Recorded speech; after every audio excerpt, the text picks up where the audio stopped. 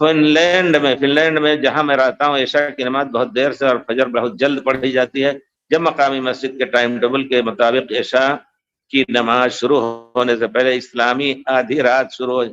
دیکھیے یہ مسئلہ ایسا ہے کہ وہاں جہاں کی رات کبھی لمبی ہوتی ہے کبھی دن لمبا ہوتا ہے،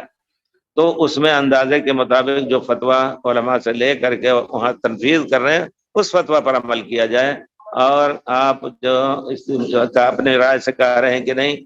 تھوڑا پہلے ہو رہی ہے تھوڑا زیادہ ہو رہی ہے، تو یہ مسئلہ جو ہے آپ کے کہنے پر نہیں ہم فتویٰ دے سکتے یا کچھ کہہ سکتے۔ وہاں جو لوگ علماء لوگ جو فتویٰ لیے ہیں اور خاص طور پہ حیض کے بارے علماء یہاں مکہ وغیرہ یہ ریاض سے انہوں نے لیا ہے کچھ فتویٰ اس طرح کا،